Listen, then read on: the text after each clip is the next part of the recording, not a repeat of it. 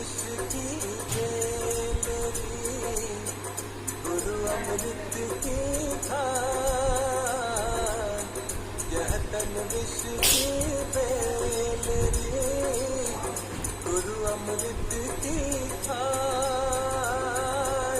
शीश दिए से गुरु मिले तो भी सता जान कबीरा, तो भी सता जान।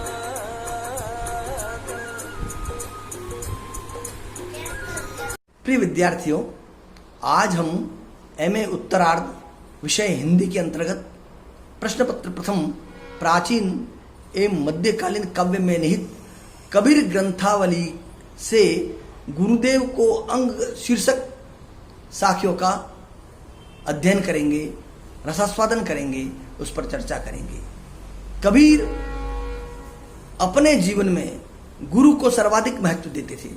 उनकी मान्यता थी कि गुरु से बढ़कर कोई हितैषी नहीं है, गुरु से बढ़कर शिष्य का भला चाहने वाला कोई नहीं है। इसलिए वो लिखते हैं, सतगुरु समान को सगा, सच्चे गुरु के समान हमारा कोई सगा नहीं है। हमारा सर्वाधिक सगा कोई है तो सच्चा गुरु।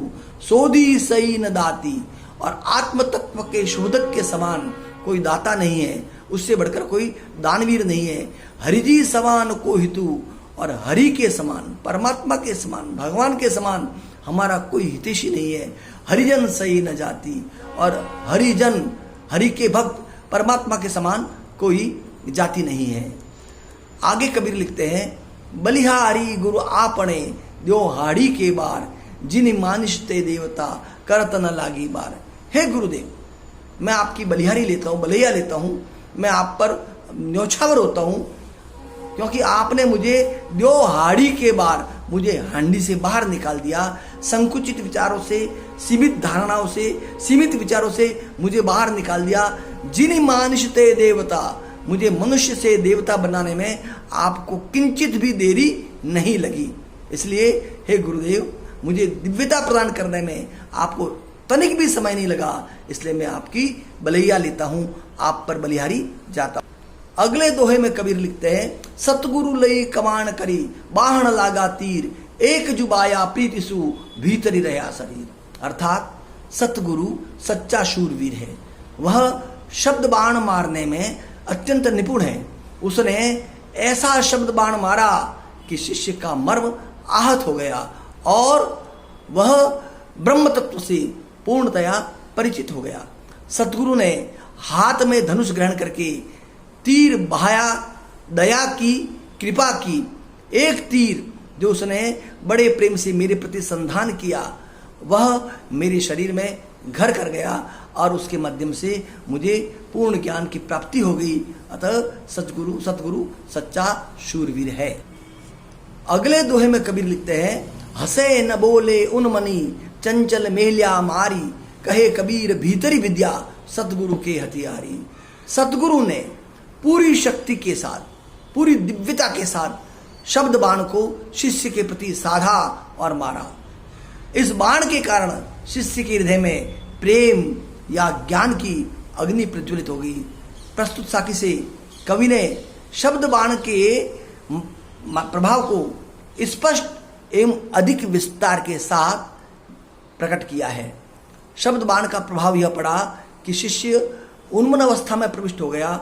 उसका चंचल मन पंगु या गतिविहीन हो गया, और उसने सारी चंचलता को, सांसारिक तृष्णाओं को, सांसारिक लालसा को त्याग दिया। वह हर्ष विषाद की भावना से परे होकर संसार से उन्मन या उदासीन हो गया, और उसका चंचल मन प्रशांत हो गया। अगले पद में कबीर लिखते हैं, पीछे लागा जाई था लोक वेद के साथी, आगे थे सतगुरु मिलिया दीपक दिया हाथी। अर्थात मैं भी औरों की तरह लोक और वेद की गलियों में भटक रहा था, लोकानुमादित मार्ग का अंधानुसरण करता हुआ जा रहा था, परंतु सतगुरु की गहरी कृपा हुई। जैसे ही सतगुरु ने के दर्शन हुए, उन्होंने अंधानुकरण और लोक वेद प्रतिपादित मार्ग को निस्सार निरर्थक बताया व ज्ञान के दीपक से जीवन के मार्ग को परिष्कृत व आलोकित कर दिया। अगले दोहे में कबीर लिखते हैं, संशय खाया सकल गुण, संशय खाया सकल जुग, संसा किन्हु न खद्द, जे बेधे गुरु अखिरा तिनि संसा चुन चुने खद्द। अर्थात संशय ने, दुविधा ने सारे संसार को खा लिया, लेकिन संसा किन्हु न खद्द, संशय को किसी ने नहीं खाया। जे बेधे गुरु अखिरा, जो गुरु के अक्षरों को भेदता है, जो गुरु के अक्षरों को ज्ञानार्जन करता है, समझता है, जीवन में उतारता है, वे संशय चुन चुनी खद्द, वे संशय को चुन चुन कर खाते हैं या संशय से परे हो जाते हैं, संशय को नष्ट कर देते। अगले दोहे में कबीर लिखते हैं, सतगुरु मिलिया तका भया, जे मनी पाड़ी भोड़, पास विनंठा कपड़ा, क्या करे बिचारी चोर। अर्थात कबीर कहते हैं कि यदि हमारा मन ही भूलों से भरा है तो सतगुरु का मिलना और न मिलना समान है। यदि शिष्य का मन माया में ही अनुरक्त है तो बेचारे सतगुरु का क्या दोष, सतगुरु क्या करेगा। यदि पास में, उदाहरण देते हुए कबीर कह रहे, यदि पास में फटा हुआ कपड़ा है, विनष्ट कपड़ा है, तो उस विनष्ट कपड़े से चोल या चोली बनाने की भी क्या उपयोगिता।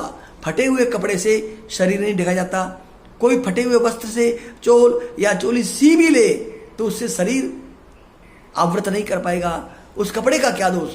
उसी प्रकार गुरु तो सच्चा है, लेकिन हमारा शिष्य बार बार गलती कर रहा है, बार बार भूल कर रहा है, हमारा मन ही माया में अनुरक्त हो रहा है, तो इसमें गुरु की क्या गलती।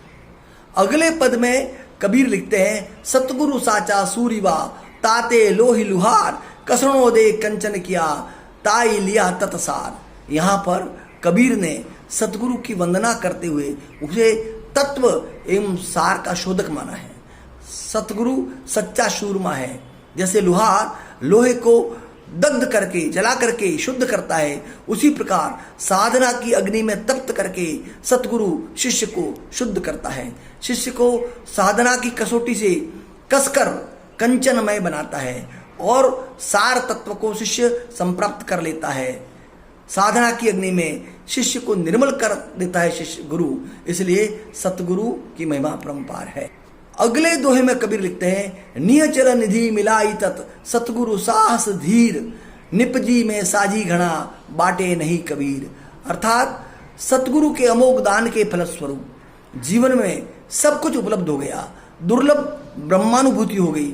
भवसागर में भटकती हुई जीवन नौका को लक्ष्य एवं गंतव्य प्राप्त हो गया। ब्रह्म की अनुभूति का आनंद अविभाज्य एवं अभिव्यक्ति से परे है या असंप्रेषणीय है। सतगुरु द्वारा प्रदत्त साहस एवं धैर्य के फलस्वरूप अमर निधि रूप सार तत्व संप्राप्त हो गया, परम तत्व से साक्षात्कार हुआ और उत्पन्न आनंद को बढ़ाने के लिए सभी समुत्सुक हो उठे, पर कबीर उसे संप्रेषित नहीं कर पाता। अगले दोहे में कबीर लिखते हैं, चौपड़ी मांडी चौहटे, अर्ध उर्द बाजार, कहे कबीर रामजन, खेलो संत विचार। अर्थात चौराहे पर चौपड़ सुशोभित है, ऊपर नीचे बाजार लगा हुआ है।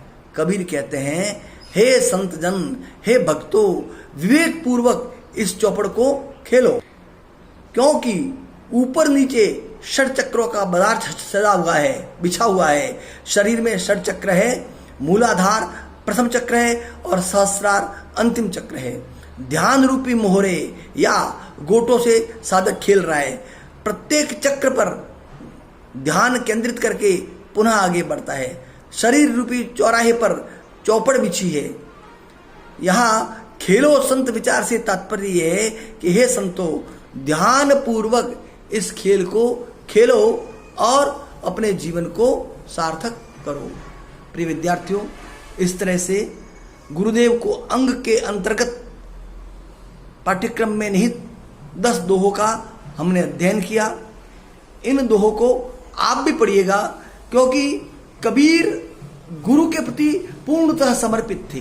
कबीर का मानना था कि गुरु से बढ़कर कोई नहीं है। वो तो यहाँ तक कहते थे कि गुरु गोविंदो ऊ खड़े, काके लागू पाए, बलिहारी गुरु आपणी गोविंद दियो बताए। वो तो गुरु को परमात्मा से भी बढ़कर बताते थे।